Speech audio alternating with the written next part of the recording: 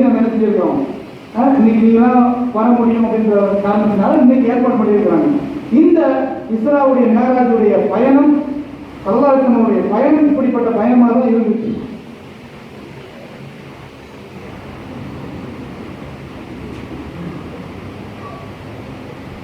அதுபோல அல்லாஹ் தஆலாவும் என்ன சொல்றான் அப்படின்னா, புனிதமான நாட்கள் அப்படின்னா ஒதக்கிருஹும் பி அய்யாமில்ல. நபி மூசா அலைஹிஸ்ஸலாம் அவர்களிடத்துல அல்லாஹ் தஆலா சொல்றான், ஒதக்கிருஹும் பி அய்யாமில்ல, அந்த மக்களுக்கு நபியே அல்லாஹ்வுடைய நாட்களை நினைவுபடுத்துங்கள் அப்படின்னா. அல்லாஹ்வுடைய நாட்கள் அப்படின்னா என்ன நாட்கள்ங்க? அல்லாஹ்வுடைய நாட்கள் என்ன நாட்கள்? வெள்ளிக்கிழமையா, சனிக்கிழமையா, ஞாயிற்றுக்கிழமையா, திங்கக்கிழமையா, என்ன கிழமை? அல்லாஹ் படைச்ச எல்லாமே அல்லாஹ்வுடைய நாட்கள் தான். எல்லா நாளும் 6 நாளும் 7 நாளும் அல்லாஹ்வுடைய நாட்கள் தான். அப்படியே அல்லாஹ் சொல்றான், அல்லாஹ்வுடைய நாட்களை நபியே நினைவுபடுத்துங்கள் உங்களுக்கு அப்படி. உதக்கிரும் பி அய்யாமில்ல. ஏன் சொல்றான்டா?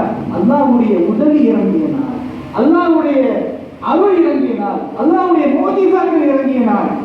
ஸல்லல்லாஹு அலைஹி வஸல்லம் நபி மூசா அலைஹிஸ்ஸலாம் அவர்களை அல்லாஹ் தஆலா ஃபிரௌனிடத்திலிருந்து காப்பாற்றிய அந்த நாள், இந்த நாளெல்லாம் நினைவுபடுத்துங்க அப்படின்னு சொல்றாங்க. அப்ப அந்த அல்லாஹ்வுடைய நினைவுபடுத்தக்கூடிய நாட்கள், அல்லாஹ்வுடைய நாட்கள், மிஅராஜ் என்கின்ற புனிதமான சம்பவம் நிறைவேற்ற நாள் இந்த இஸ்லாமிய சமுதாயத்திற்கு மிக முக்கியமான நாள் என்பதால் அல்லாஹ் தஆலா இந்த முக்கியமான நாளையும் நினைவுபடுத்தணும்.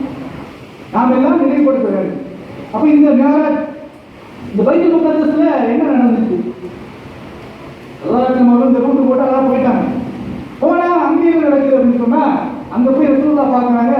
ஸல்லல்லாஹு அலைஹி வஸல்லம் அவருடைய வருகைக்காக இந்த 1,24,000 மலக்குமார்களும் 1,24,000 நபிமார்களும் அங்கே இருக்கிறாங்க. ஸல்லல்லாஹு அலைஹி வஸல்லம் அவர்கள் நின்று தொழ வைக்கிறாங்க. இமாமாக நின்று எல்லா நபிமார்களுக்கும் நின்று தொழ வைக்கிறாங்க.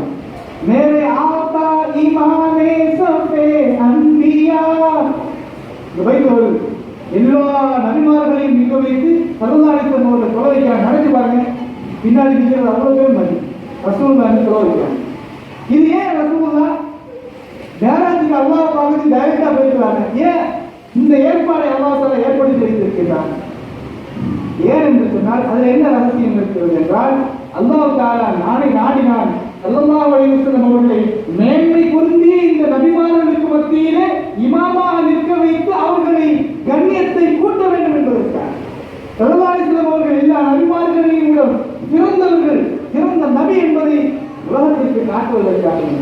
பிறகு ஸல்லல்லாஹு அலைஹி வஸல்லம் அவர்கள் தான் இறுதி தூதர், இதோடு நபித்துவம் முடிவடைகிறது என்பதை காட்டுவதற்காக வேண்டியும் ஸல்லல்லாஹு அலைஹி வஸல்லம் அவர்கள் நிற்க வைத்து மற்றவங்க தான் பின்னாடி என்று சொல்றாங்க. தொழுதுவிட்டு முசாஃபா செய்துவிட்டு மேராஜுக்கு செல்கின்றார்கள். ஸல்லல்லாஹு அலைஹி வஸல்லம் அவர்கள் மேராஜுக்கு ஒவ்வொரு வானமாக கடந்து 7 வானங்கள் கடந்து சிதறத்துல் முன்தஹா என்கின்ற இடம் வருகிறது. அந்த சிதறத்துல் முன்தஹாங்கிற இடம் என்ன அப்படின்னு சொன்னா, 6வது வானத்திலிருந்தே அது ஸ்டார்ட் ஆயிடும். அந்த சிதறத்துல் முன்தஹா அது ஒரு இலந்தை மரம், மிகப்பெரிய மரம், லாட் ட்ரீ சொல்லுவாங்க, இலந்தை மரம். அந்த மரத்தினுடைய வேறு 6வது வானத்திலிருந்து ஸ்டார்ட் ஆயிடும். அந்த மரத்தினுடைய இலைகள் எல்லாம் யானையுடைய காதுகள் போல ஹதீஸ்ல வந்து காதுகள் போல இருக்குமா.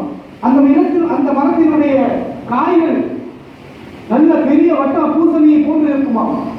அப்படிப்பட்ட அந்த நிறம், அந்த சிதறத்துல் முன்தஹாவுக்கு பிறகு அதை பற்றி அல்லாஹ் குர்ஆன்ல சொல்லும்போது சொல்றான், இந்த சிதறத்துல் முன்தஹா இந்தனா ஜன்னத்துல் மஅவா. இந்த சிதறத்துல் முன்தஹா அந்த இடத்திற்கு அருகில் தான் சொர்க்கம் இருக்கிறது. சொர்க்கம் இருக்கிறது. அந்த போன உடனே ரசூலுல்லாஹி ஸல்லல்லாஹு அலைஹி வஸல்லம் கண் பார்வை நிலைபெற்று அங்கேயே இருக்கிறது. அவர் பார்வை அவன் எங்குமே விலகவில்லை, அப்படியே நின்றார் ரசூலுல்லாஹ். அதற்கு பிறகு கல்பால் அல்லாஹ்விடத்தில் உரையாடுகிறார்கள், பேசுகிறார்கள். அதை கடந்து நம் கற்பனைக்கு எட்ட முடியாத அளவிற்கு ஸல்லல்லாஹு அலைஹி வஸல்லம் அவர்கள் அல்லாஹ்வை சந்திக்கின்றார்கள். கண்ணால பார்த்தாங்களா, கல்பால பார்த்தாங்களா, அதெல்லாம் it's a issue, controversy between scholars. இப்ப நம்ம அதுக்குள்ள போக தேவையில்லை. ஸல்லல்லாஹு அலைஹி வஸல்லம் அவர்களை சந்தித்தார்கள், கண்டார்கள். ஸல்லல்லாஹு அலைஹி வஸல்லம் அவர்கள் அல்லாஹ்வை தரிசித்தார்கள். அங்கிருந்து வரும்பொழுது ஸல்லல்லாஹு அலைஹி வஸல்லம் அவர்கள் அல்லாஹ்விடத்திலிருந்து சில பரிசுகளை வாங்கிக் கொண்டு வந்தார்கள். என்ன பரிசு வாங்கிட்டு வந்தாங்க? நமக்கு எல்லாத்துக்கும் தெரியும். இந்த உலகத்திலேயே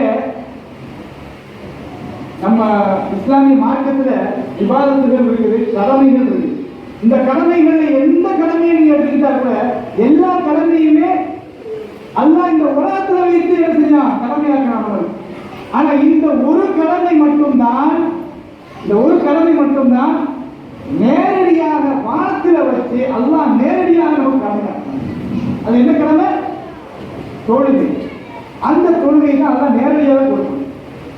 ஆனா அந்த தொழுகையை நம்முடைய சமுதாயத்தில் அந்த தொழுகையை நம்ம எந்த அளவுக்கு பேணணும், அது தொழுகையை எந்த அளவுக்கு நாம் பாதுகாக்கிறோம்.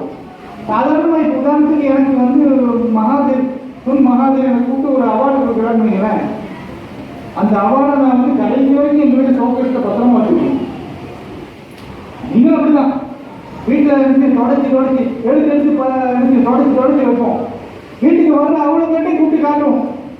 அவன் எங்கே பார்த்தாலும் பாராட்டும், ஷோகேஸ் பக்கமாக இருந்தால் ஹால் பார்த்துட்டு போ அப்படின்னு. அங்கே இருக்கிற அந்த மகாதேவ் பக்கத்தில் இருக்கிற படத்தை காட்டி இது நம்ம மகாதேவத்தை வாங்க பரிசு அவார்டுன்னு சொல்லுவோம். இந்த உலகத்தில் ஒரு மனிதர், அவர் மன்னராக இருக்கிறார் அல்லது அதிபராக இருக்கிறார், அவரிடத்தில் வாங்கிய ஒரு பெருமையை நாம் எல்லாம் பாதுகாக்க வேண்டும், தொடர்ந்து வைக்கணும்னு நினைக்கிறோம்னா இந்த உலகத்தில் நம்முடைய ஹிதாயத்தை பெற வேண்டிய நாம் சொந்தத்திற்கு வழிகாட்டியாக இருக்கக்கூடிய இந்த தொழுகையை நாம் எந்த அளவுக்கு பாதுகாக்கணும்? நம்மளோட கல்வில வச்சு தாண்டமா இல்லையா? ஆனா என்ன துரதிருஷ்டவசமான நிலைமை அப்படின்னு சொன்னா, காலையில 5 மணிக்கு 6 மணிக்குள்ளே அடிச்சு 6 வயசு பையனை அடிச்சு இடிச்சு எழுப்பி அவனை வேகமா வாயை திரிச்சு சாப்பாடை திரிச்சு ட்ரெஸ்ஸை போட்டு அவனை அரைக்குறையா குளிச்சு அவனை ரெடி பண்ணி கொண்டு போய் வேன் மாசத்துல நிப்பாட்டி இருக்குமே தவிர ஸ்கூலுக்கு போகிறதுக்கு விடுமே தவிர ஒரு நிமிஷம் இருக்கா தொழுந்து போகணுமே நம்ம சொல்ல மாட்டோம். நிறைய பேர் இப்படிதான் இருக்கிறோம். ஏன்னா அந்த வயசு வரட்டும் பார்த்துக்கலாம் அப்படின்னு நினைப்போம். நம்முடைய ஈமான் அப்படிதான் இருக்குது. இப்போ மதரசாக்கு அனுப்பி வைக்கிறது பெரிய சிரமமா போயிடுது. பிள்ளைங்களை பசங்களை மதரசாக்கு அனுப்பி வைக்கிறதுங்கிறது ஒரு பெரிய கஷ்டம். ஏன்னா அதெல்லாம் போக சரியா போயிடும். ஸ்கூல்ல தான் அங்கமா படிக்கிறான் அப்போ என்ன நினைக்கிறோமா இல்லையா? இப்போ நான் மதரசாவில் இருக்கும்பொழுது மதரசாவில் பிள்ளைங்க நடத்த போகும்போது பெற்றோர்கள் எந்த அளவு கவனம் இல்லாமல் இருக்காங்கிறத சொல்ல வராங்க. அப்போ ஒருத்தர் தான் ஒரு 15-20 ஸ்டூடெண்ட் இருந்தாங்க. அதுல ஒருத்தர் என்ன செஞ்சா மதரசாக்கு வரமாட்டான். கடைசி அவனை நினைச்சு நான் போய் நம்ம செக்ரட்டரியில நம்ம மதரசா செக்ரட்டரியிட்ட போய் சொன்னா இந்த மாதிரி இந்த பையன் வரவே மாட்டேங்கிறான், என்னன்றது கொஞ்சம் பாருங்க அப்படின்னு சொன்னேன். அவர் என்ன செஞ்சாரு பார்த்து என்ன சொன்னாரு, சார் 10 நாளைக்கு மேல வரலன்னு அவன் அட்டண்டன்ஸ் வேற நீக்கிருங்க அப்படின்னு, வேற வெட்டி விட்டுருங்க அப்படின்னு. நான் என்ன பண்ணேன், சரின்னு சொல்லிட்டேன்.